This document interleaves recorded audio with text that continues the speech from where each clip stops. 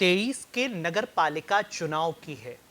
मैं मोबाइल की स्क्रीन लगातार देख रहा था कि तभी कुशीनगर से परिणाम आया और हाटा नगर पालिका का परिणाम आने के बाद एक स्लोगन मेरे सामने निकल करके आया, बचा लिया मर्दों की शान, जियो बहादुर राधेश्याम। राधेश्याम सिंह एक ऐसा नाम जिसे पूर्वांचल में किसान नेता के नाम से जाना जाता है।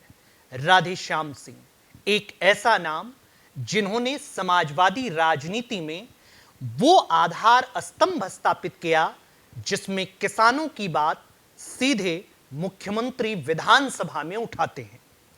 मैं इस वक्त मौजूद हूं कुशीनगर में और हमारे साथ मौजूद हैं उत्तर प्रदेश सरकार के पूर्व मंत्री और मशहूर किसान नेता राधेश्याम सिंह जी। सर, कार्यक्रम में आपका बहुत बहुत स्वागत। आपको बहुत बहुत धन्यवाद।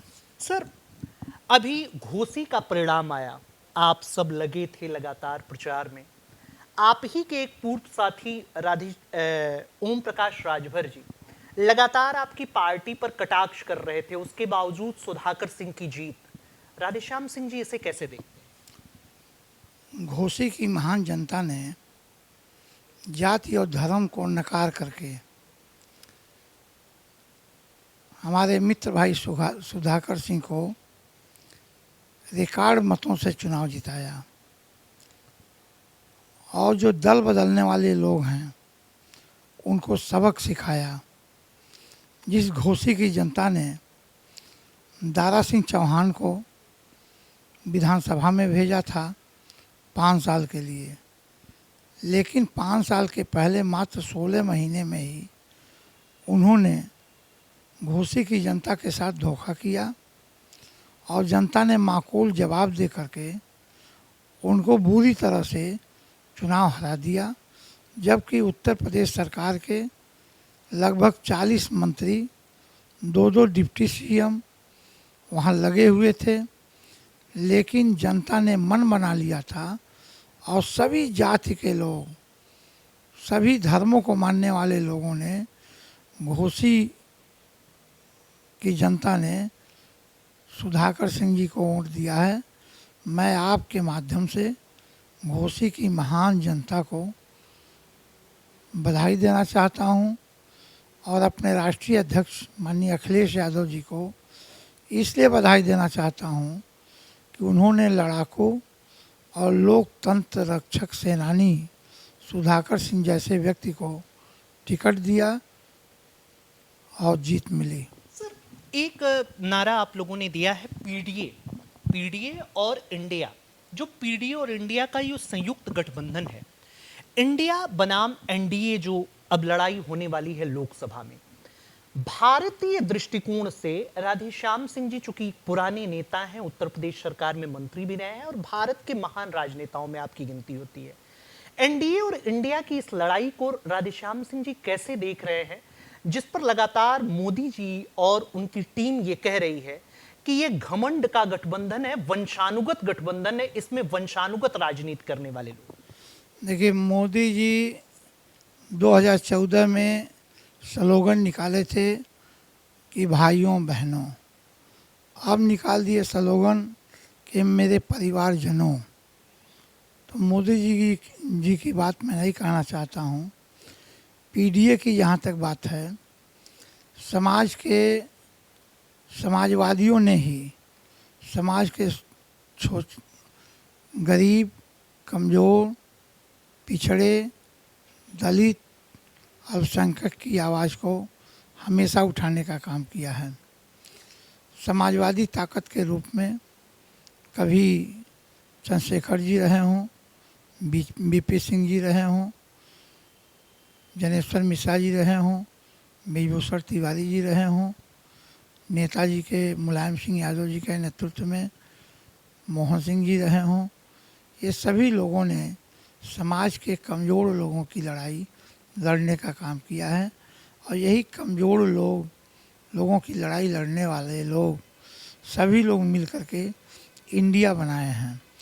और इस बार इंडिया गठबंधन भारतीय जनता पार्टी को देश से हटाने का काम करेगा। ये लोग झूठ बोलने वाले लोग हैं। 15 लाख रुपया देने का वादा किए थे मोदी जी। लेकिन आखिर जनता उस पर एतबार तो कर रही है ना मंत्री जी, तभी तो वो उनको वोट दे रही है, वो लगातार सत्ता में आ रहे हैं। जनता झूठ को कब तक झेलेगी?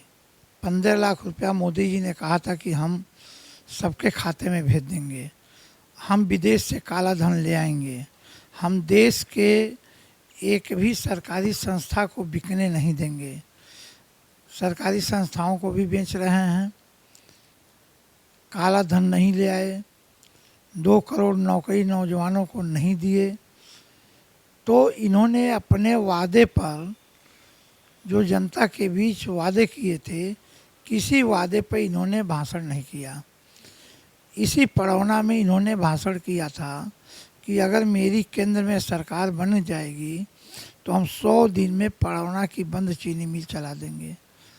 आज लगभग 9 साल हो गया, पड़ौना की बंद चीनी मिल नहीं चली, जबकि देश के प्रधानमंत्री के लिए ये बहुत छोटा बात है पड़ौना चीनी मिल चलवा देना। ये कब की बात है? ये 2014 की बात है। उस वक्त प्रदेश में आपकी भी सरकार थी और मुझे लगता है कि उसी के बाद मंत्रिमंडल विस्तार में आप मंत्री भी बने थे कि नहीं बने थे? तो ये आपका दायित्व नहीं बनता था कि कुशीनगर की वो पड़ौना की जो चीनी मिल है वो चलवाएं? पड़ौना की चीनी मिल भारत सरकार के अधीन है, कपड़ा मंत्रालय के अधीन है, इसलिए पत्र तो लिख सकते थे आप, राय तो दे सकते थे। जब पीएम होने के पहले प्रधानमंत्री घोषणा कर सकते हैं कि हम पड़ौना की चीनी मिल चलवा देंगे या नहीं चलवा पाए, जबकि उसी चीनी मिल पर माननीय अखिलेश यादव जी ने एफआईआर दर्ज करवाया, उसके चीनी मिल मालिक जवाहर जायसवाल को जेल जाना पड़ा और चीनी मिल नहीं चली और अब तक नहीं चली। इन्हीं के सरकार में गोरखपुर मंडल की सबसे बड़ी चीनी मिल कप्तानगंज चीनी मिल 42 करोड़ रुपया बकाया गन्ना मूल्य लेकर के बंद हो गई। 9 करोड़ मजदूरों का बाकी है और 42 करोड़ किसानों का बाकी है और चीनी मिल बंद हो गई। अब कप्तानगंज क्षेत्र का, घोगली क्षेत्र का गन्ना जो पिपराई चीनी मिल में गिरा है, इस समय भी आप पता लगा लें तो मार्च तक ही पेमेंट मिला है, सरकारी मिल होते हुए भी।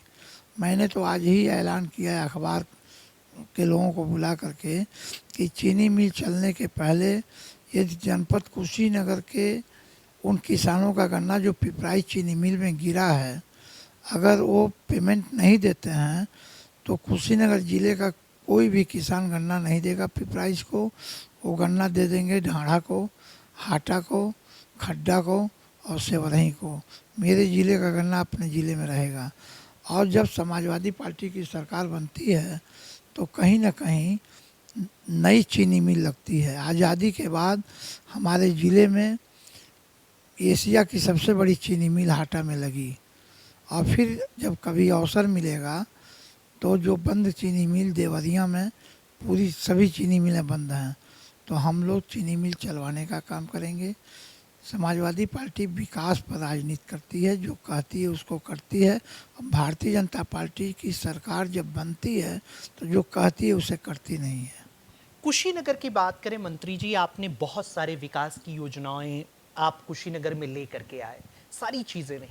17 में आप हाटा चुनाव लड़ने गए पुनः, उसके पहले आप हाटा से एमएलए हो चुके थे, हालांकि रामकोला के सुरक्षित होने के बाद। 17 में आप हाटा चुनाव लड़ने गए, आप हार गए। 22 में आदरणीय रणविजय सिंह मोहन भाई चुनाव लड़ने गए, वो भी चुनाव हार गए। कुछ राधेश्याम सिंह जी को क्या लगता नहीं है कि जो विकास की योजनाएं जो आप धरातल पर ले करके आए, निसंदेह आपने बेहतर काम किया, शानदार काम किया और उस काम की सराहना भी होनी चाहिए, लेकिन जनता उस काम को स्वीकार क्यों नहीं कर पा रही है लगातार 2 चुनावों में हार? देखिए, लोग विकास पर धर्म को भारी समझते हैं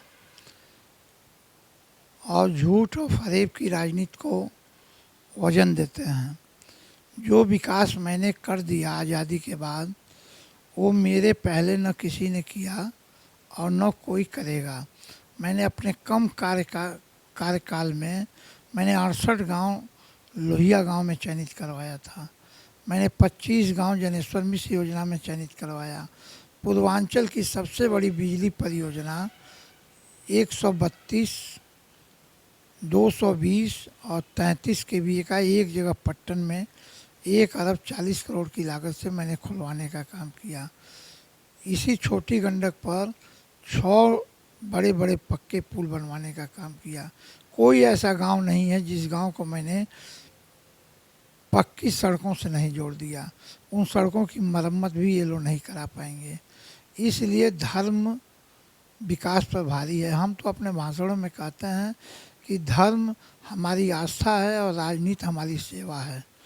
धर्म को राजनीति में लाना ही नहीं चाहिए और धर्म के ऊपर राजनीति करना ही नहीं चाहिए।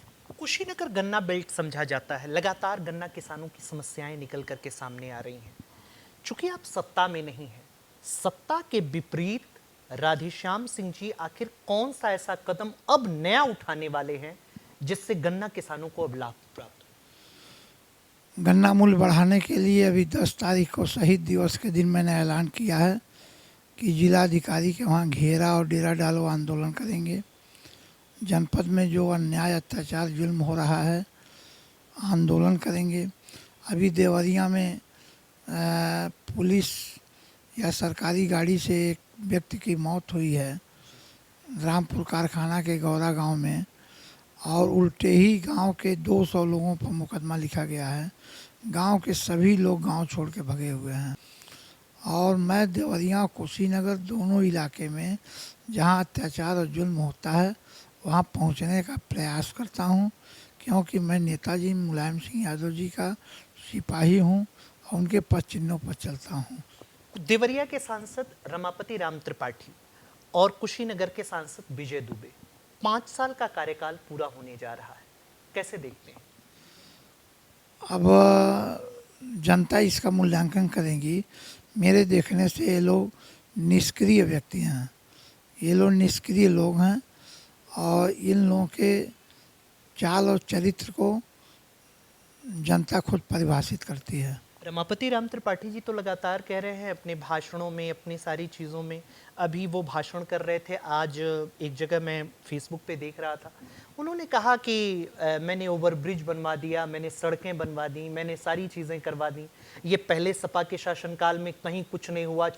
वो कह रहे थे कि 12 से 17 के बीच तो देवरिया में कुछ हुआ ही नहीं है और कुशीनगर और तमाम जिलों में कुछ हुआ ही नहीं है। ये तो 17 के बाद जब योगी जी आए हैं तब से विकास काम हो रहा है।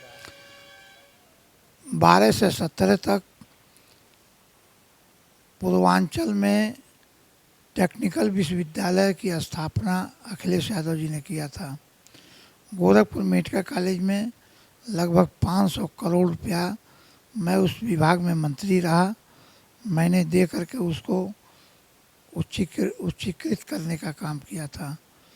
और जगह जगह गांव-गांव सड़क बनवाने का काम माननीय अखिलेश यादव जी ने किया था। सभी जिला मुख्यालयों को 4 लेन से जोड़ने का काम किया था। विकास में क्या मुकाबला करेंगे भाजपा के लोग समाजवादी पार्टी से। इसलिए समाजवादी पार्टी विकास के बुनियाद पर ही खड़ी है और विकास को बुनियाद बना करके उस पर बड़ी इमारत तैयार करेगी। 24 में क्या परसेप्शन निकल करके आ रहा है, किस तरीके से इंडिया गठबंधन और एनडीए गठबंधन में कौन भारी पड़ने वाला है? 24 में इंडिया भारतीय जनता पार्टी को हटाएगी और ओम प्रकाश राजभर तो कह रहे हैं वो हरा देंगे और उनको सैफ ही भेज देंगे, आप लोगों को अपने अपने घरों में कैद हो जाना पड़ेगा। देखिए, ओम प्रकाश जी बड़े नेता हैं, उनको बोलने के पहले सोचना चाहिए। वो पहले बोले थे कि मोदी जी को और अमित शाह जी को हम गुजरात भेज देंगे और योगी जी को हम मंदिर में भीख मांगने के लिए भेज देंगे। फिर उसी पार्टी में चले गए, घोसी का चुनाव हार गए तो हम अखिलेश जी को सैफई भेज देंगे, नहीं तो अपने बाप के बेटे नहीं। वो अपने बाप के बेटे हैं कि नहीं, इसमें तय करना चाहिए। इसलिए 2-3 नेता उत्तर प्रदेश में ऐसे हैं जिनके नाम पर टिप्पणी करना अपने आप में बेइज्जती है। ये थे राधेश्याम सिंह, जिनका कहना था कि एनडीए और इंडिया के गठबंधन का होने वाला चुनाव इंडिया गठबंधन भारी बहुमत से जीतेगी और मोदी सरकार का सफाया हो जाएगा। क्या इनकी बातों पर जनता कितना एतबार करती है, ये तो आने वाला वक्त बताएगा। फिलहाल कुशीनगर से मैं था यूपी टीवी के लिए अंकित मणि त्रिपाठी।